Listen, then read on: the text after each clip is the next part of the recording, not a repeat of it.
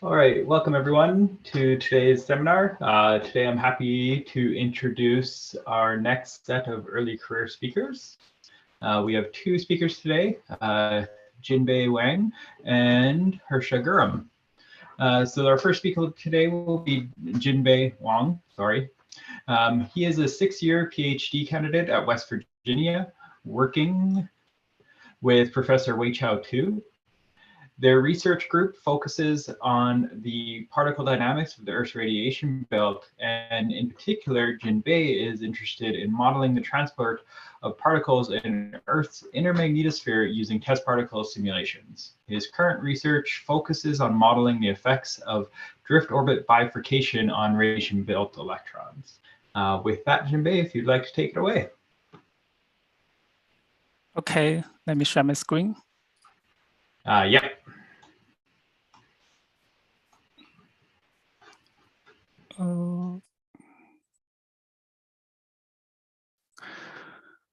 Okay, thank you for the introduction, and thank you for giving me this opportunity of making this talk. Hello, everyone. Today, I'm going to talk about modeling the effects of drift orbit bifurcation on radiation belt electrons. First, let me give you some background and motivation of this research. This is a figure of electron flux observed by Van Allen probes. And we can see there are many rapid electron dropouts. Finding the mechanism explaining the fast dropout is one of the most compelling and outstanding questions in radiation belt studies. And there are many mechanisms contribute to a dropout, like the atmosphere precipitation by wave-particle interaction and magnetopause shuttling. Recently, a new mechanism called drift orbit bifurcation is found also contribute to the dropout. What is drift orbit bifurcation? Let's see one example on the left figure. This is a figure of the electron drift orbit. And we can see on the day side, the drift orbit is gap bifurcated. Why would it happen? Let's check the right-hand side. Each plot shows the variation of B strengths over the distance along the magnetic field line with the equator in the center. And the normal B profile is U-shaped, like here at midnight. And the electron can bounce from one mu point, the right dot, to another mu point. And as the electron drift to the day side, because the day side magnetosphere is compressed by the solar wind, then there will be a local B maximum on the equator of the magnetic field lines on the day side, which shows a W-shaped B profiles. And when the local B maximum exceeds the B middle, like at known here, the electron will only bounce in one hemisphere, bouncing around here. And this process is called drift orbit bifurcation. And this explains why the drift orbit is gap bifurcated away from the equator. And drift orbit bifurcation, we can call it DOB, can play a major role in the loss and transport of radiation belt electrons because it violates both second and third adiabatic invariants, where the first adiabatic invariant mu, the momentum P and B mu are constant. Then it can lead to fast radial transport and loss to magnetopods. But its effects have not been well quantified, which then it is critical to characterize the DOB effects and include it into the radiation belt model, which motivates our work presented here.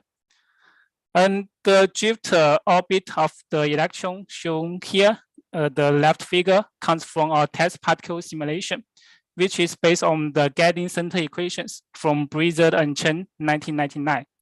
And in our simulation, we used the Singaninko 1989C magnetic model, which is a static field with north-south and east-west symmetry, and there is no electric field. And in our simulation, we found the traditional DOB, and we also found the non-traditional DOB. First, let's see the traditional DOB. This is one example. In the x-axis, is the initial second adiabatic invariant I0 with the corresponding equatorial pitch angles below. And the y-axis is the second adiabatic invariant after one drift. For each I0, there are 201 black asterisks, which means we launched 201 1 MeV electrons along the initial guiding field line, which is at midnight with a radial distance at the equator equals 6.8 Earth radii. Here LM0 means the initial radial distance at midnight with unit of Earth radius. And the magnetic condition is Kp equals 3. And the thick red line here is the average value of I1 over different bounce phases. Here, because we launched the electrons along the initial guiding field line, and they are separated uniformly along the guiding field line, then they have different bounce phases. And the red line is averaged over that bounce phases for different electrons. And the thin sign line here is I1 equals I0. And the blue dashed lines separate different parts, which will be introduced soon.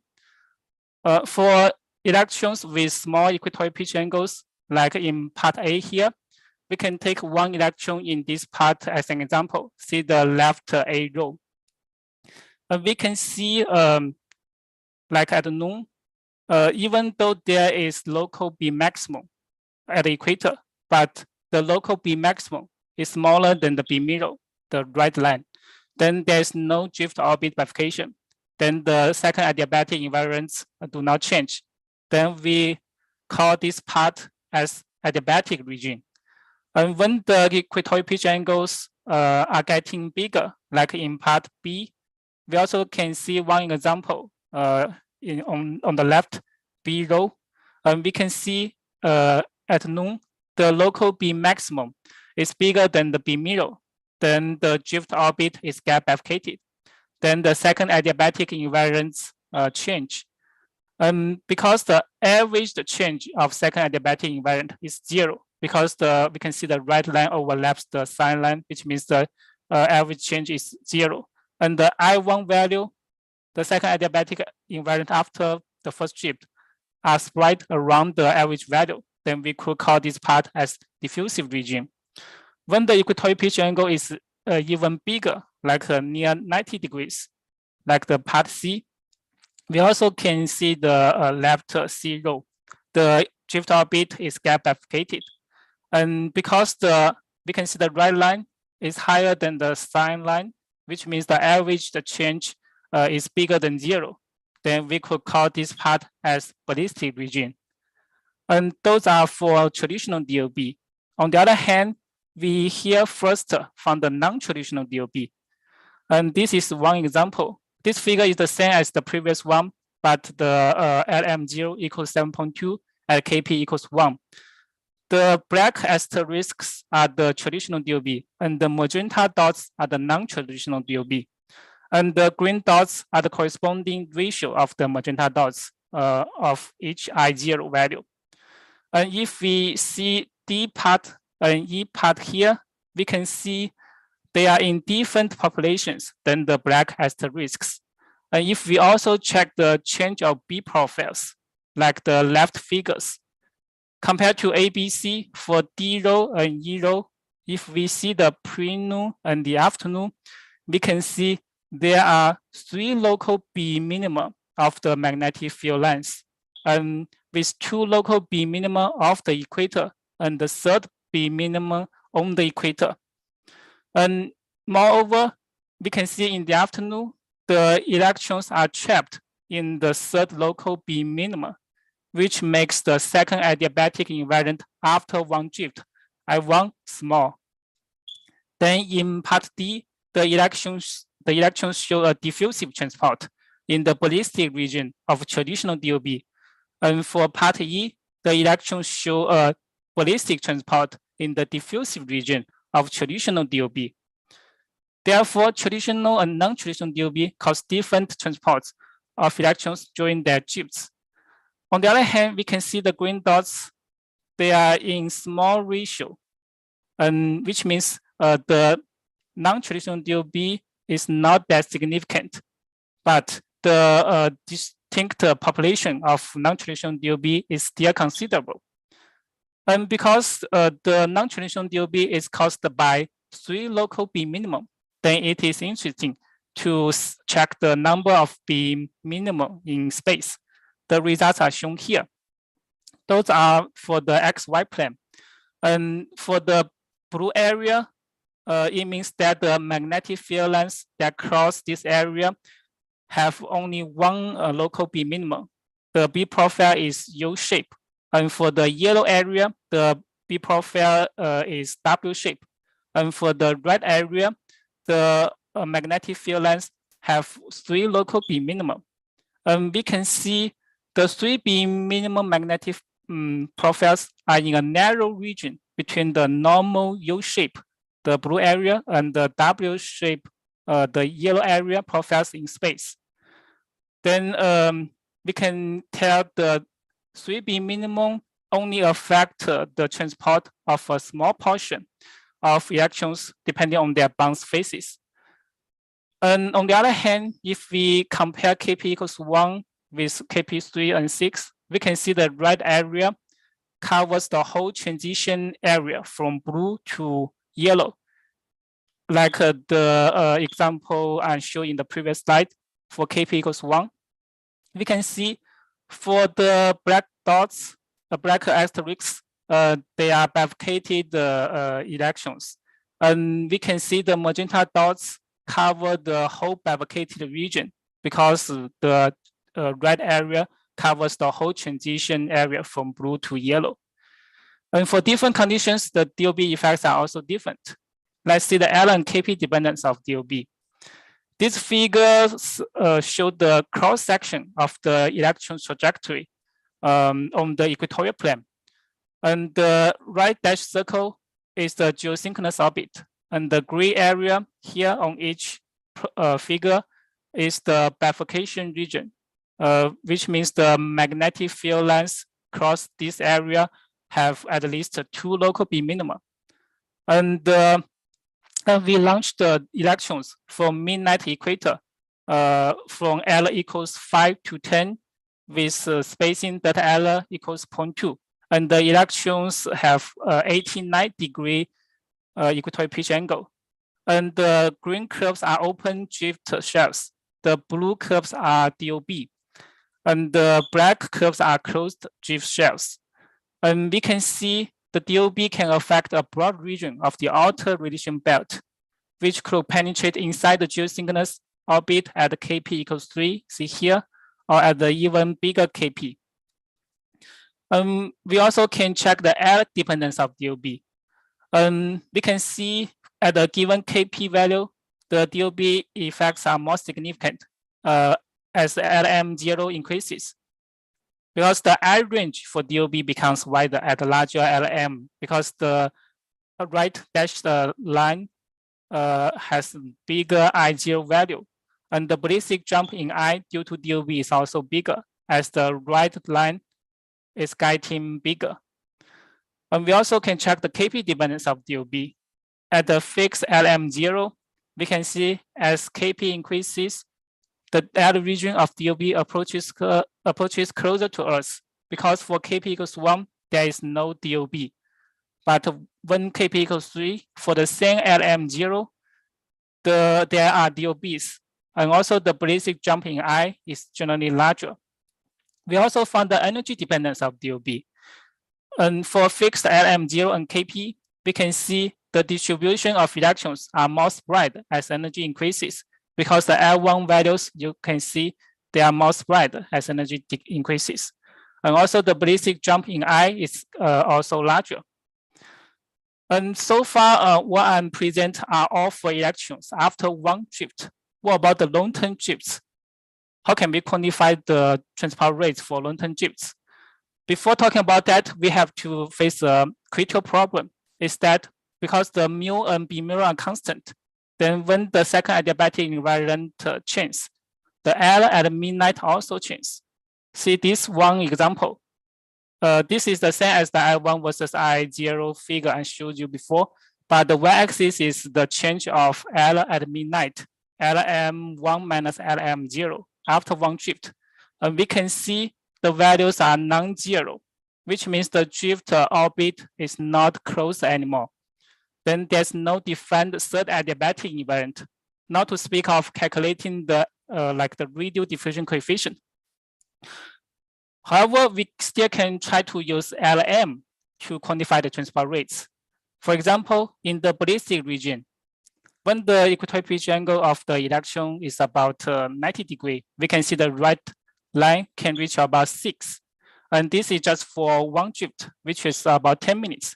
Then we can use the advection rate to quantify this jump, which is about, for this case, which is about 6 RE over 10 minutes. And this is quite significant. On the other hand, for the diffusive case, even though the change of L at midnight is not that big, but we can check the long-term drifts for the diffusive case. Let's take ideal equals 0.6 as an example. And we can calculate the square change of L at midnight averaged over bounce phases over drifts. Here the unit of drift is drift period. As we are shown, the drift periods for the electrons are all the same. And the black dots are the simulation results.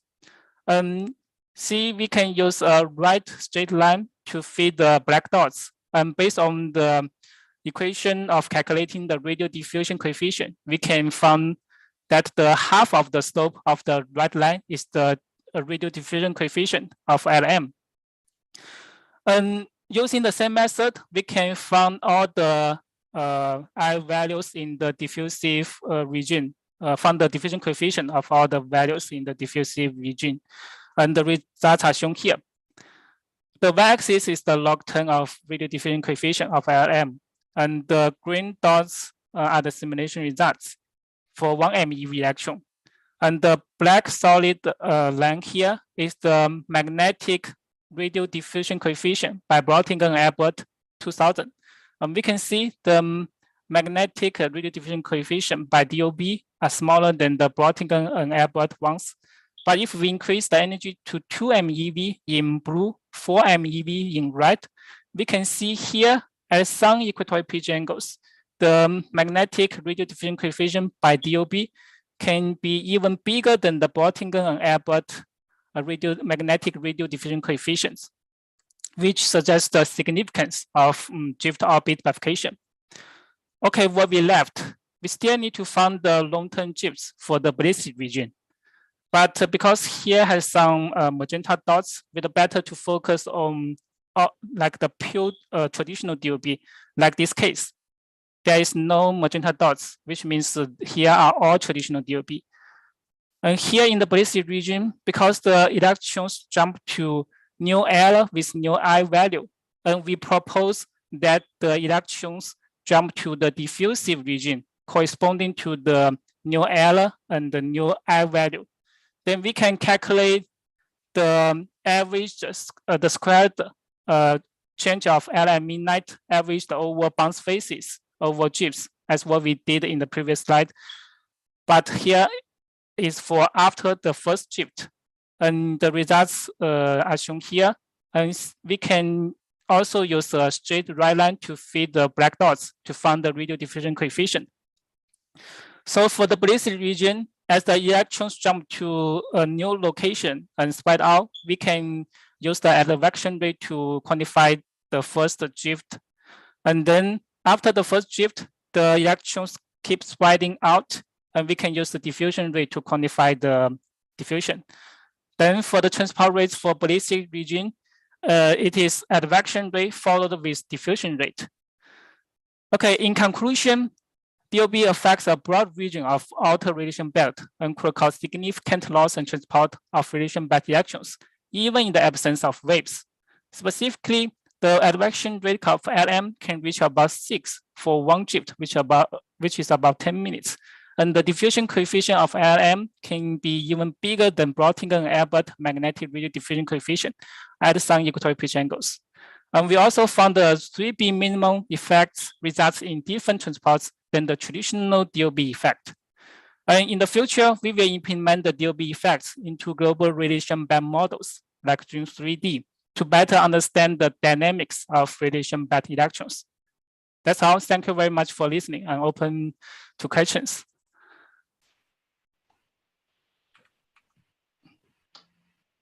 All right, thanks, Jinbei.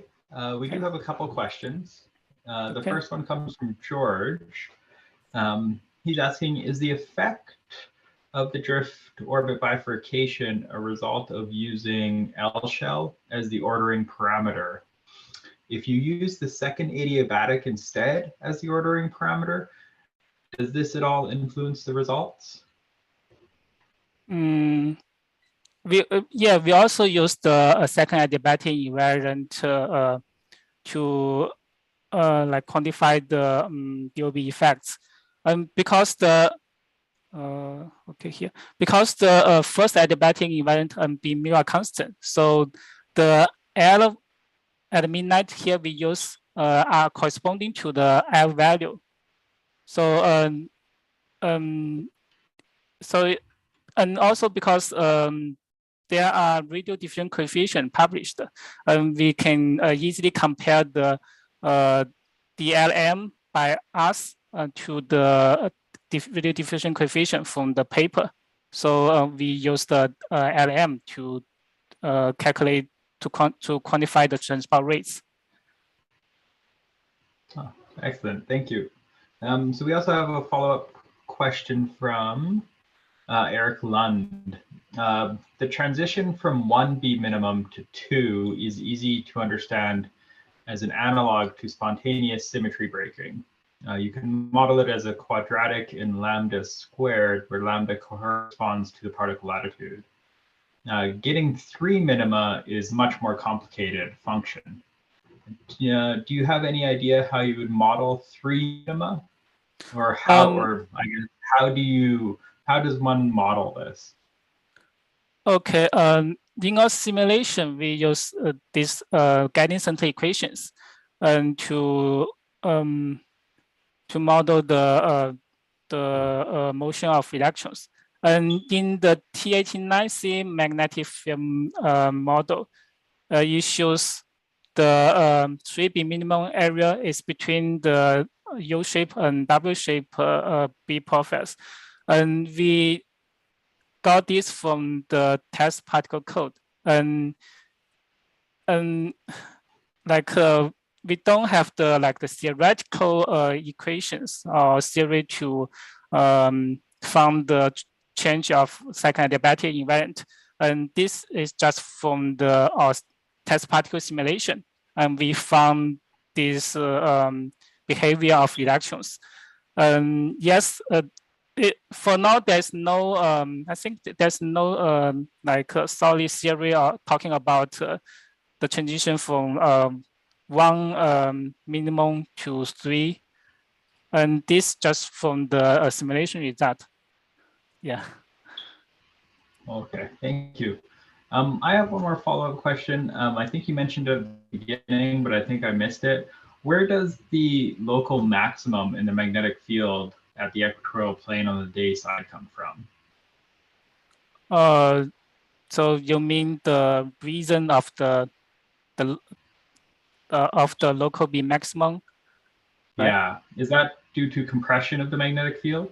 Yeah, for the normal, like the normal W shape B profile, it comes from the solar wind compression. And for the 3B minimum, in T89C model, we found it is kind of related to the ring current, the 3B minimum, like it may due to the ring current effect. Yeah, cool. And so George just has a follow-up. He just recommends 2 books, Dynamics of Geomagnetically Trapped Radiation by Roederer and Particle Diffusion in Radiation Belts by Schultz and Lanzarote. Okay. So thanks again for a really great talk, Jinbei. We really appreciate it. Thank you. Thank you. So our next speaker today is Harsha Gurram. Harsha, if you want to take the screen. Excellent. So Harsha is a 6th-year PhD candidate at the University of Wisconsin-Madison with Professor Jan Eggedal. Their group predominantly works on magnetic reconnection. Harsha's research started off looking at the cluster spacecraft and observations to study the bulk heating in electrons during magnetic reconnection.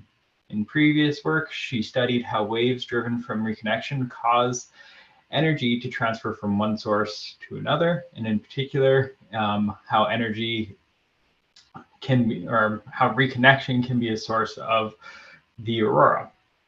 Today, she'll be looking at results from this work and results from a 1D runs in a cylindrical VPIC code and studying the scattering rates, i.e. the energy diffusion and pitch angle scattering due to the Strahl effect in the solar wind. Harsha, if you would like to begin. I'm having a little patchy network. I hope I'm audible. Yes, I can hear you, yeah. Yeah, a small correction because the time of the talk is 20 minutes. I'm just going to present my work on how shear Alfvén waves driven by the magnetic reconnection process act as an energy source for the Aurora Borealis. This work has been carried along with my advisor, Yannick Dahl at UW-Madison and Bill Doughton, who's our collaborator at Los Alamos National Laboratory. Magnetic reconnection is a process which causes change in magnetic topology in presence of plasma. Imagine a current carrying channel. From Ampere's law, we know the magnetic fields around it. Now, if we perturb the system and allow the magnetic field lines to break and reconnect, depending on how the reconnection process happens, the initially stored magnetic energy can be converted into either thermal energy that can be used to heat up the plasma, or this can energize individual ions and electrons, giving us the non-thermal particles. And finally, as the field lines have the tension associated with them, they cause a slingshot motion, giving us these large-scale outflows. The process of magnetic reconnection happens primarily at two locations in the Earth's magnetosphere. The first location is around the day side of the magnetopause when the solar wind's magnetic field interacts with the Earth's dipole magnetic field. Second, it happens in the Earth's magnetotail. The reconnection process in the Earth's magnetotail is an example of what we call as an anti-parallel magnetic reconnection because the interacting magnetic fields here are of opposite polarity. When these field lines reconnect, they push the plasma and cause these very large scale outflows that push the plasma towards the Earth, and also they accelerate the magnetosheath particles that eventually precipitate into the ionosphere, driving the aurora at the poles. There are three main drivers of the aurora in the Earth's magnetosphere. As mentioned, the first one is because of the precipitation of the energetic magnetosheath particles. Second, by the field-aligned currents. And third is from the energetic electrons that get accelerated by the Alfvén waves. Previous studies have shown the evidence of these Alfvén waves at 2 to 7 Earth radii through polar spacecraft observations. They have also demonstrated that these Alfvén waves had enough energy associated with them to directly drive the aurora at the poles. Still, the question remains that what processes in the Earth's magnetic sphere drive these large-scale Alfvén waves that cause the aurora. In this work, I would like to throw some light on how the reconnection process in the Earth's magnetotail has enough energy to drive these aurora at the poles. To study this process, we performed the simulations of magnetic reconnection in the Earth's magnetotail using VPIC code. VPIC stands for Vector Particle in Cell Code. It's a standard particle in cell code developed at Los Alamos Laboratory. While simulating the reconnection process in the Earth's magnetotail, we are looking at a large domain, which is about like 10 Earth radii. And while doing so, it gets computationally expensive as we need to resolve all the length scales and time scales. For our kinetic codes, the numerical cost goes as the mass ratio to the power of n plus half, where n is the spatial domain. So if we have to perform a 2D domains, we in general implement a smaller mass ratio so that we can efficiently mimic the entire reconnection process. But while doing so, we need to keep in mind, if we go for a very low mass ratio, we tend to not accurately predict the results of the waves that the reconnection launches. Previous studies have done these simulations at a very low mass ratio, and in the later slides we'll see how it affects the qualitative and the quantitative wave structure that the reconnection process sets. The simulations presented in this work start from a Harris sheet configuration, which is nothing but a where we have a field reversal and a current sheet. We perturb this system and let the simulation progress. This typical geometry is found in the Earth's magnitude tail.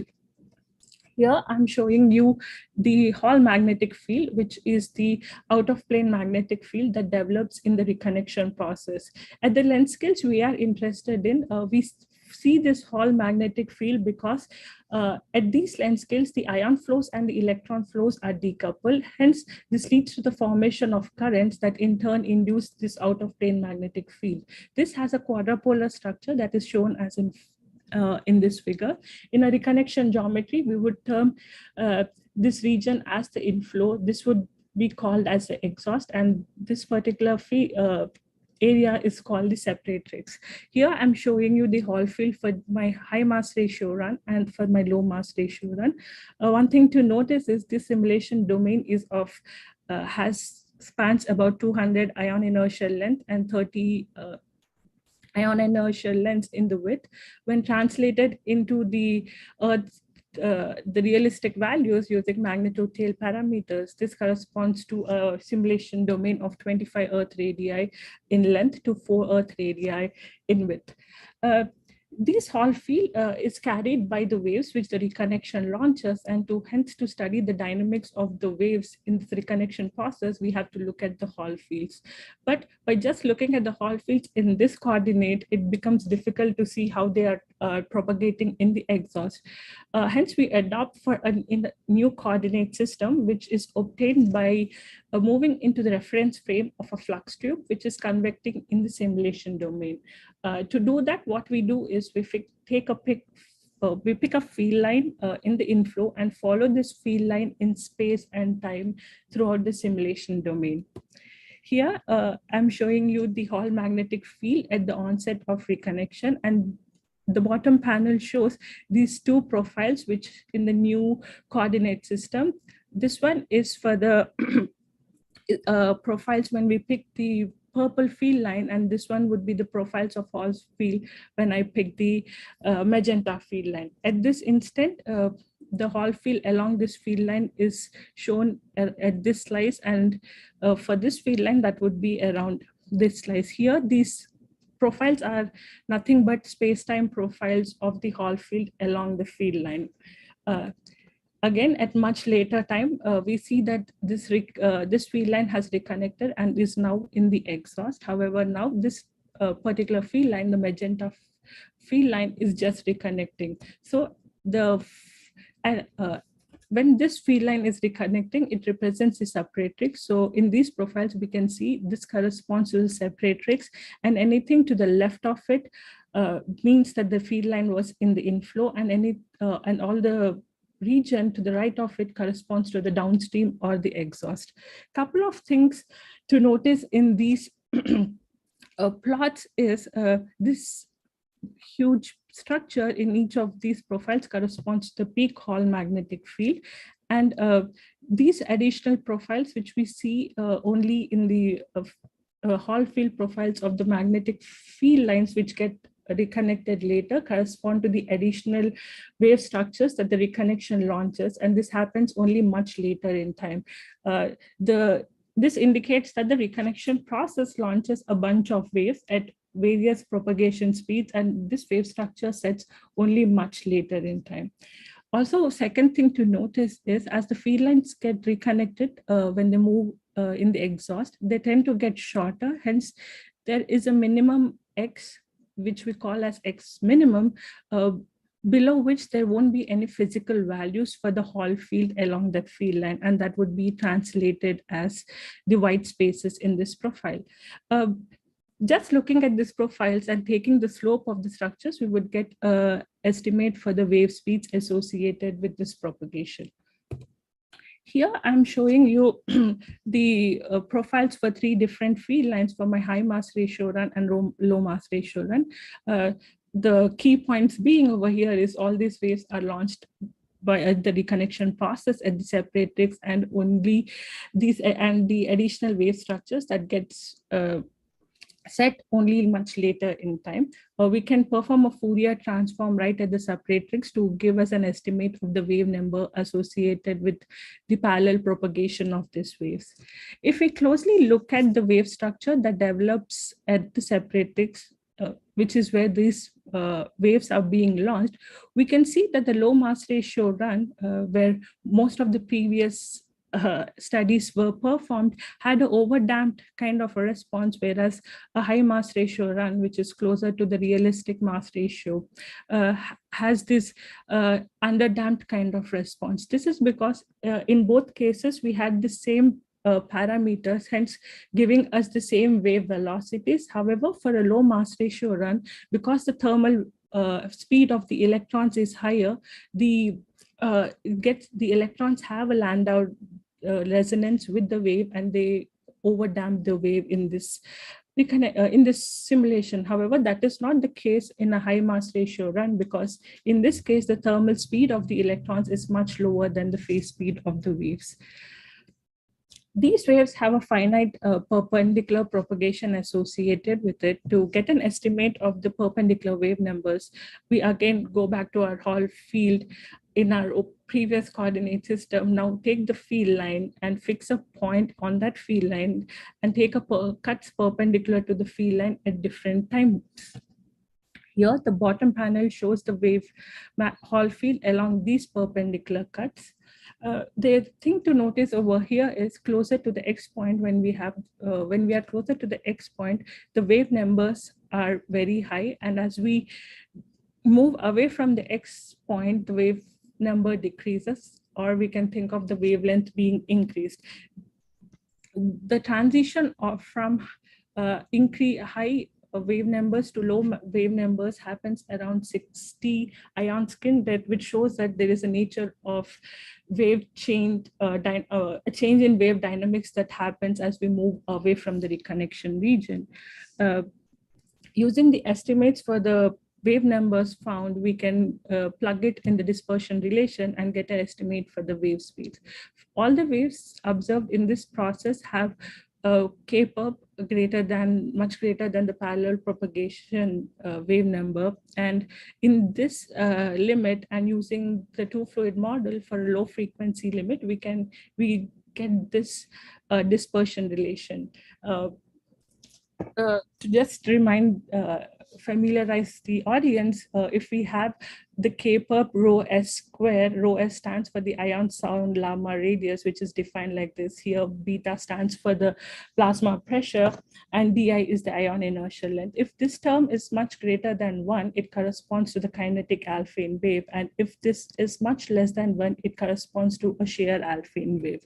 If we plug in our numbers for wave numbers and into the dispersion relation, we see that the waves have super Alfvénic speeds closer to the X point, and however, they become Alfvénic much away from the X point. And this transition happens around 60 ion skin depth, which is also the point where we saw the drop in the perpendicular wave numbers.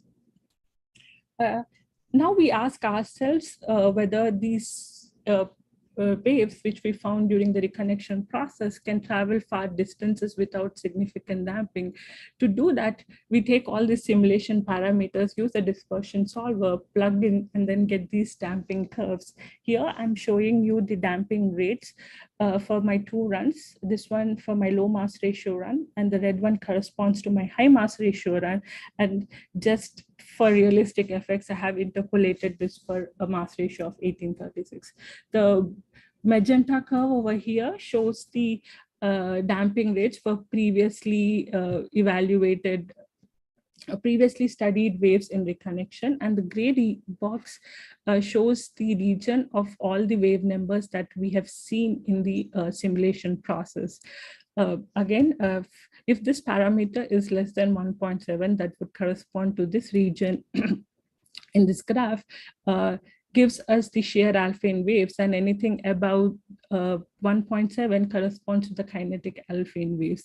We see that for a low mass ratio run, the shear Alfvén waves have much lesser to negligible wave damping. However, in both cases, the kinetic Alfvén wave has strong damping associated with it. So what happens is the reconnection process launches both shear Alfvén waves and kinetic Alfvén waves. But because these kinetic Alfvén waves have high damping rate associated with them, they eventually get damped away, and it's the shear Alfvén waves that travel far away distances, carrying the energy from the reconnection to far away distances.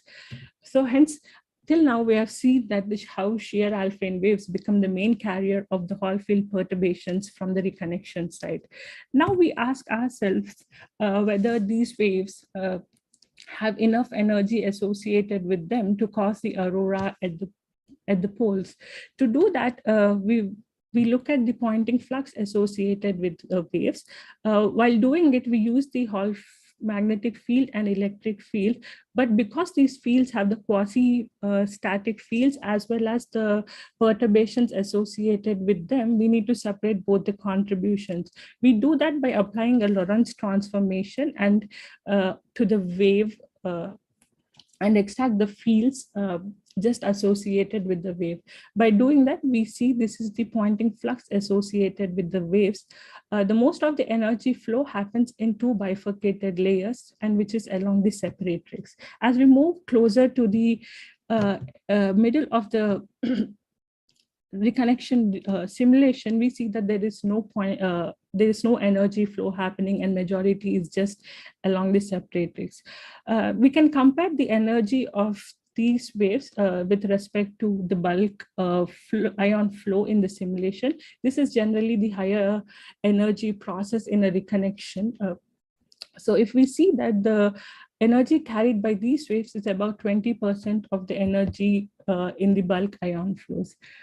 Here, I'm showing the Poynting flux of the waves associated for the two runs. This is for the high mass ratio run, and this is for the low mass ratio run. And reminding, this is where all the previous studies were done.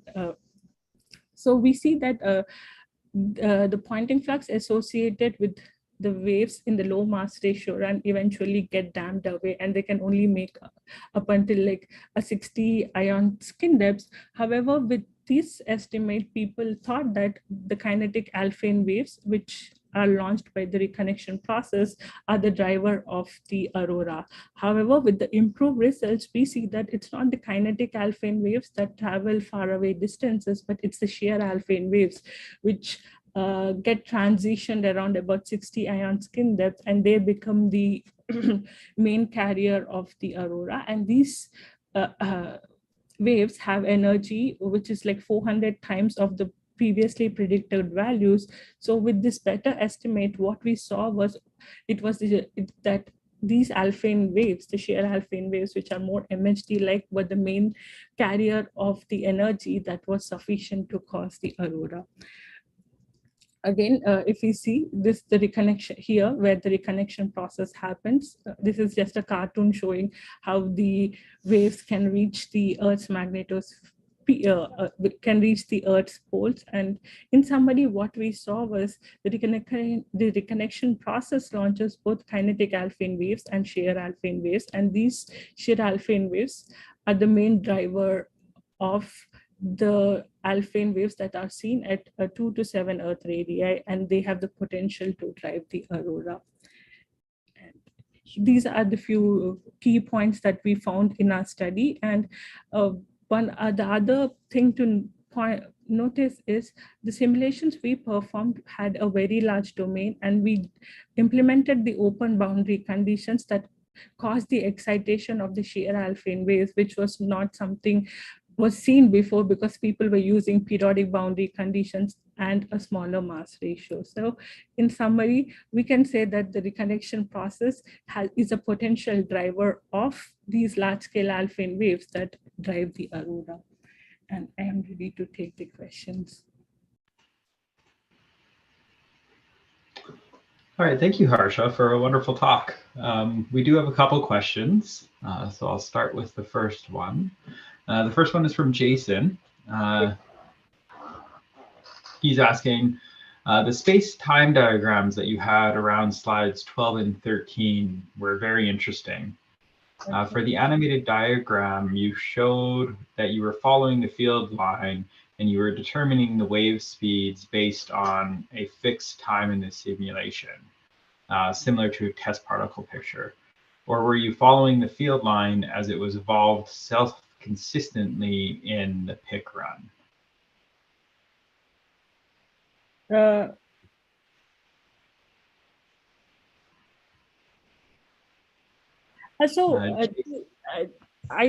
think so here what we are doing is like these are space-time profiles, but in each of this we are following different different field lines from the inflow to into the exhaust. Yeah, maybe I could just clarify here, Kyle. So yeah, Harsha, this is very interesting to see this animated picture. It kind of gives me a good sense of what the space-time diagrams are showing. So did you basically let the PIC simulation run and then create the time plots in the bottom, like through time? Or was it based on like a test particle picture where you used a single snapshot? Or... Yeah, what I did was I just let the simulation run, but this animation is just to show how these profiles are. Oh, okay. Yeah, I see. Points are not from the simulation. This is just a graphical representation of how this is happening. I see. Yeah, so each vertical slice in the bottom is a single time snapshot. Okay, got it. Is the Hall field along this. This is just, the points are just a graphical representation so that you know what's happening. Cool, thanks. Thanks for clarifying, Jason. We have a second question from Eric. Do you have an estimate for what the Poynting flux of the shear Alfvén waves is when it's mapped to 100 kilometers altitude? Yeah, so in general, he says you need about 1 milliwatt per meter squared to drive visible aurora.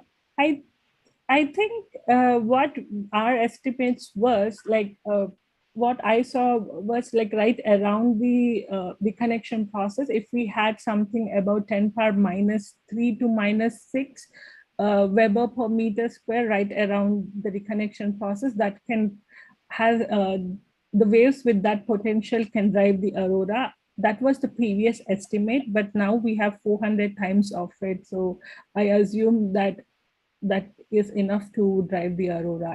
I'm not sure if it's 1 Weber per meter square, but as I have seen in the reconnection community, they say that if we have a Poynting flux about 10 power minus 3 right around the reconnection process, that can drive the aurora at the poles. Also, this is because when we are closer to the poles, the waves transition into inertial Alfvén waves. The conditions changes because we have these electric fields and other things coming up, and that only will improve this estimate when we are closer to the pole. So when we are looking at the wave energy near the reconnection process, it's fine. We see about like 10 power minus 3 and 400 times of it plus whatever happens will give around like a 1 Weber per meter square at 100 kilometers altitude. That's my understanding of the process. So we are just looking at the Poynting flux at the reconnection region. We really don't extrapolate it all the way, but the previous results have shown that any reconnection, the process and the waves with the reconnection of 10 power minus 3, if I'm right, that would be enough to cause the visibility. Okay, excellent, thank you. So I have one more question. The shear Alfvén waves that you have, they'll still need to interact with some electron population in order to drive the aurora, right? Yeah. And so that's happening somewhere at low altitudes then? So when these Alfvén, so this process is like the reconnection is the energy from the reconnection process is traveling towards the Earth through these shear Alfvén waves. Again, these Alfvén waves can transition into inertial Alfvén waves, which causes the electric field to develop along them, and that would in turn like accelerate the electrons and drive the aurora. So right around the poles, these waves get transitioned into inertial Alfvén waves, but in the majority of the magnetotal, they are traveling as shear Alfvén waves. Okay, excellent. Thank you. So I'd like to thank Harsha and Jinbei again for 2 wonderful talks. Our next talk will be by Julia Stewarts. And then on June 19th, we will have a break, or sorry, June 20th, we will have a break for the holiday, but also for GEM. So once again, thank you, Harsha and Jinbei, and I hope everyone has a wonderful week. Thank you so much. Thank you.